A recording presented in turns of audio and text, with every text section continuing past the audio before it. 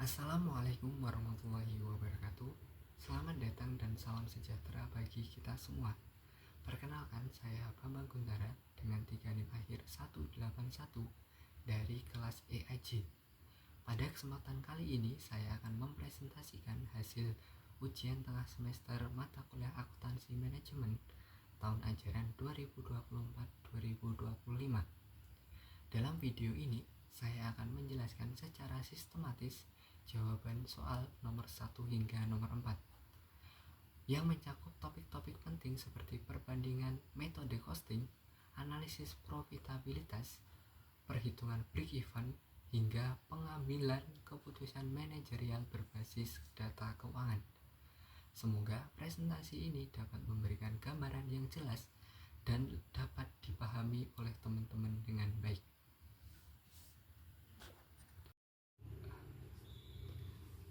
Kemudian dilanjutkan dengan soal yang pertama tentang ujian akuntansi manajemen ini, di mana soal yang pertama itu ada absorption dan variable costing. Soal nomor 1A itu hitunglah unit product cost, value of ending inventory, dan operating income dari masing-masing divisi tersebut dengan metode absorption costing dan variable costing. Oke, masuk di metode yang pertama yaitu absorption costing. Yang pertama itu menentukan unit product cost. Dalam menentukan unit product cost itu menggunakan rumus biaya variabel ditambah fixed overhead per unit. Untuk yang pertama itu ada meja, di mana biaya variabelnya itu ada 35.000 ditambah 42.000 ditambah 27.000 dan ditambah 20.000 dari fixed overhead per unit, sehingga total unit product cost untuk meja itu Rp124.000. Kemudian untuk kursi itu sama seperti meja, di mana biaya variabelnya itu mencakup 12.000 ditambah 21.000 dan ditambah 10.000. Kemudian ditambah 9.000 dari fixed overhead per unit, sehingga biaya unit product cost untuk kursi itu 52.000. Kemudian yang kedua kita menghitung ending inventory value. Untuk menghitung ending inventory value kita membutuhkan rumus yang pertama, unit product dikurangi unit sold, kemudian dikalikan dengan unit product cost. Yang pertama itu ada meja, di mana 112 dikurangi 100 dikalikan dengan 124.000, sehingga totalnya Rp1.488.000. Untuk kursi itu 215 dikurangi 188 dikali dengan 52.000, sehingga totalnya ada Rp1.404.000. Kemudian lanjut untuk perhitungan operating income dengan metode absorption costing. Yang pertama kita menghitung meja. Untuk revenue-nya itu 15 juta, cost of goods sold itu 12.400.000. Nah, kemudian revenue tadi dikurangi dengan cost of goods sold menghasilkan gross profit sebesar 2.600.000. Kemudian 2.600.000 itu dikurangi dengan fixed admin expense sebesar 650, sehingga operating income meja itu Rp1.950.000. Kemudian selanjutnya ada operating income kursi. Yang pertama itu ada revenue itu 12.220. Kemudian cost of goods sold itu Rp9.776.000, sehingga menghasilkan gross profit Rp2.444.000. Nah, gross profit Rp2.444.000 itu dikurangi dengan fixed admin expense sebesar 520, sehingga operating income-nya itu untuk operating income untuk kursi itu Rp1.924.000. Kemudian masuk di metode yang kedua yaitu variable costing. dimana untuk unit product cost-nya dalam variable costing itu yang membedakan dengan metode absorption itu dalam variable costing itu tanpa menggunakan fixed overhead. Jadi biaya unit product cost untuk metode variable costing itu cuma menggunakan biaya variabel, dimana dalam unit product cost meja itu ada 35.000 ditambah 42.000 dan ditambah 27.000 sehingga totalnya 104.000. Kemudian untuk kursi itu ada 12.000 ditambah 21.000 ditambah 10.000 sehingga total unit product cost kursi itu 43.000. Kemudian masuk di perhitungan yang kedua yaitu ending inventory value metode variable costing. Untuk meja itu 112 dikurangi 100 dikali dengan 104. Totalnya ada Rp1.248.000. Untuk kursi itu 215 dikurangi 188 dikali dengan Rp43.000 sehingga totalnya ada Rp1.161.000. Kemudian perhitungan yang terakhir yaitu operating income metode variable costing. Untuk meja itu revenue-nya sebesar 15 juta. Kemudian variable cost of goods sold itu Rp10.400.000 sehingga contribution margin itu pengurangan dari revenue dikurangi variable cost of goods sold itu sehingga kontribusi margin itu sebesar 4.600.000. Nah, contribution margin sebesar 4.600.000 itu dikurangi dengan fixed overhead total dan juga fixed admin expense yang masing-masing sebesar 2.240.000 dan juga 650 sehingga operating income untuk meja itu Rp1.710.000. Untuk kursi itu revenue-nya Rp12.220.000. Kemudian variable cost of goods sold itu Rp8.084.000 sehingga kontribusi margin itu Rp4.136.000. Kontribusi margin sebesar Rp4.136.000 itu dikurangi dengan fixed overhead dan juga fixed admin expense yang masing-masing sebesar Rp1.935.000 dan juga Rp520.000 sehingga operating income untuk kursi dengan metode variable costing itu sebesar Rp1.681.000. Kemudian masuk di pertanyaan 1 yang B tentang perbedaan laba antara absorption costing dan juga variable costing. Nah, perbedaan laba antara absorption costing dan juga variable costing itu terletak pada perlakuan terhadap fixed overhead, di mana absorption costing memasukkan fixed overhead ke dalam biaya produk, sehingga sebagian dibawa sebagai persediaan akhir dan belum dibebankan ke laba rugi. Sebaliknya, variable costing langsung membebankan seluruh fixed overhead ke periode berjalan, sehingga menghasilkan laba yang lebih rendah jika terdapat persediaan.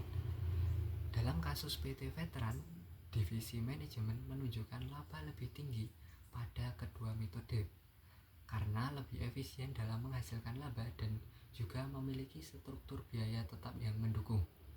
Perbedaan laba bukan karena kinerja operasional, tetapi akibat perbedaan metode akuntansi. Dengan demikian, metode costing sangat mempengaruhi hasil pelaporan keuangan dan harus dipahami untuk mendukung pengambilan keputusan yang tepat. Kemudian di soal yang kedua itu mengenai investment center profitability. Dalam soal nomor 2 yang A itu menghitung average operating asset, margin, turnover, dan juga ROI. Kemudian dalam menghitung average operating asset itu menggunakan rumus aset awal ditambah aset akhir dibagi 2. Dalam perhitungan average operating asset meja itu 21.300.000 ditambah 23.500.000 dibagi 2, sehingga average operating asset untuk meja itu 22.400.000 rupiah. Untuk kursi itu average operating assetnya 17.200.000 ditambah 19 juta dibagi 2, sehingga totalnya ada 18.100.000 rupiah. Kemudian perhitungan margin itu menggunakan rumus operating income dibagi sales revenue dan juga menggunakan laba dari absorption costing. Untuk perhitungan meja itu 1.950 dibagi 15 juta, sehingga total margin untuk meja itu 13%. Kemudian margin untuk kursi itu 1.924.000 dibagi 12.220.000 rupiah. Totalnya 15,75%. Kemudian perhitungan turnover, rumusnya sales revenue dibagi average operating asset. Untuk meja itu 15 juta dibagi 22.400, turnovernya 0,67. Kemudian untuk perhitungan kursi itu 12.220 dibagi 18.100.000 rupiah, sehingga totalnya 0,6757. Perhitungan yang terakhir yaitu ROI, di mana rumus ROI itu margin dikali turnover. Untuk meja itu 13% dikali 0,67, totalnya 8,71%, dan juga kursi itu 15,75% dikali 0,6757, totalnya 10,64%. Kemudian perhitungan soal nomor 2 yang B itu tentang residual income, di mana rumus residual income itu operating income dikurangi cost of capital dikali average operating asset. Untuk cost of capital sendiri itu 10%, sehingga untuk perhitungan meja itu 1.950 dikurangi 10% dikali 22.400, sehingga totalnya minus 290.000 rupiah atau yang disebut rugi. Kemudian untuk perhitungan kursi itu 1.924.000 dikali 10 dikurangi 10% dikali 18.100.000, totalnya ada 114.000 positif.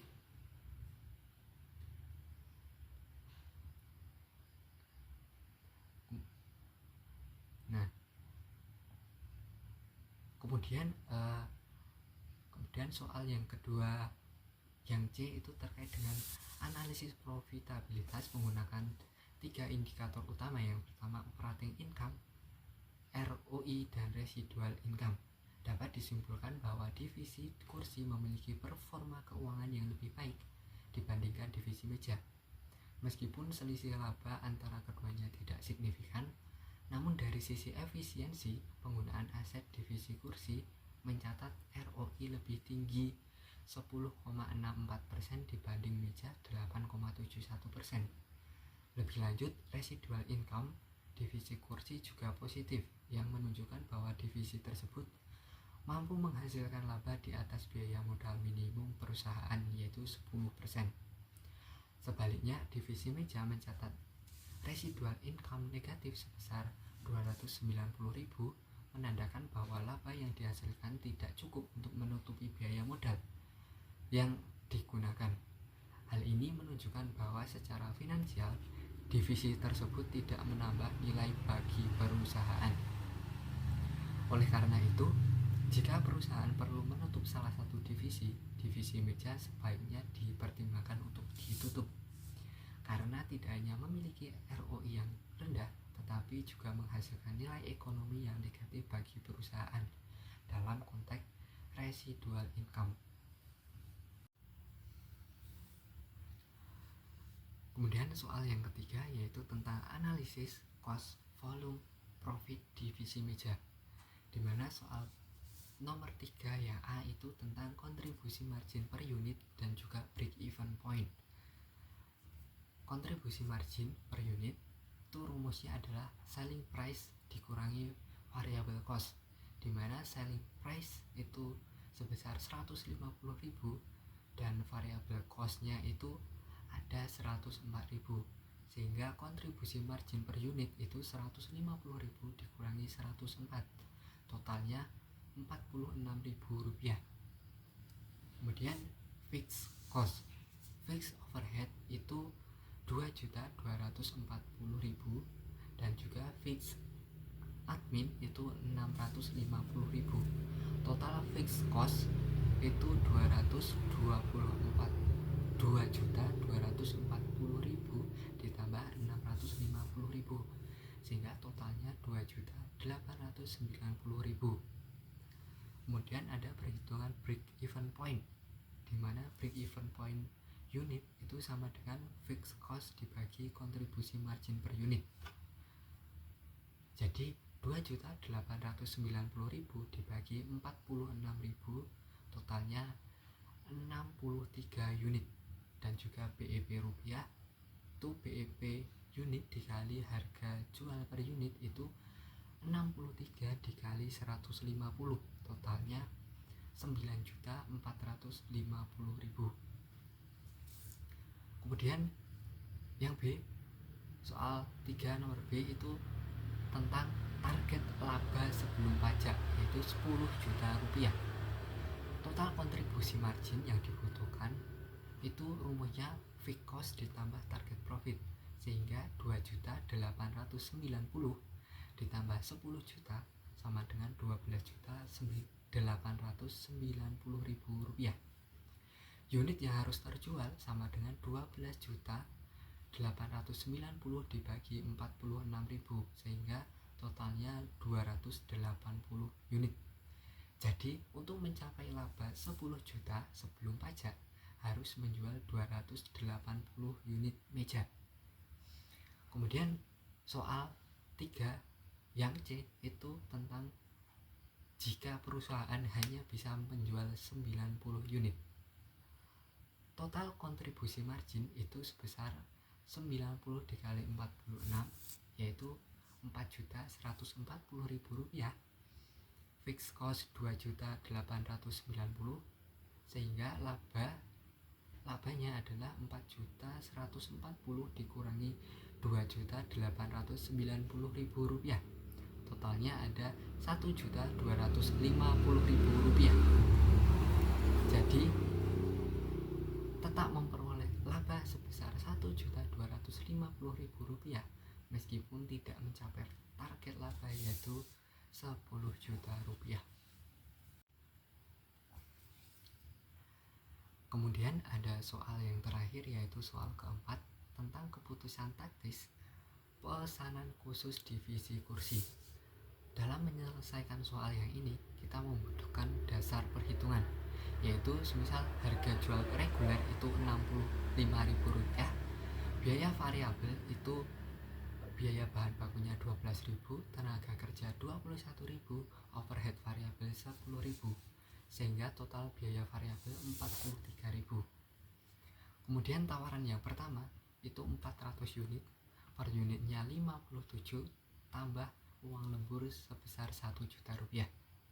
Perhitungan laba, total revenue itu 22.800, total variable cost 17.200, ditambah uang lemburnya itu 1 juta, sehingga total cost itu 18.200. Laba dari tawaran yang pertama itu 22.800 dikurangi 18.200, sehingga laba tawaran yang pertama itu Rp4.600.000. Kemudian tawaran yang kedua yaitu 300 unit, per unitnya 54.000 tanpa lembur.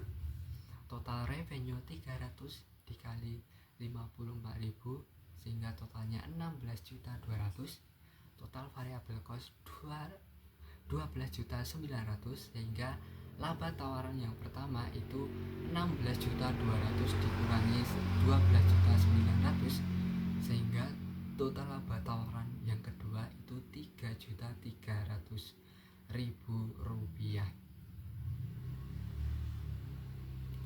Nah, meskipun tawaran yang pertama itu menimbulkan tambahan biaya lembur, namun nilai kontribusi margin total lebih tinggi yang membuatnya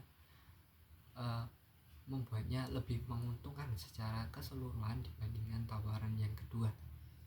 Biaya lembur yang dikeluarkan masih sebanding dengan peningkatan volume dan margin yang diperoleh.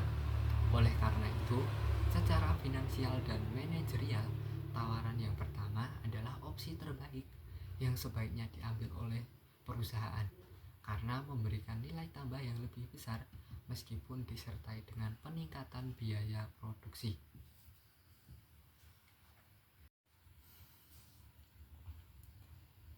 Demikianlah pemaparan yang dapat saya sampaikan terkait dengan penyelesaian soal-soal ujian tengah semester akuntansi manajemen kali ini.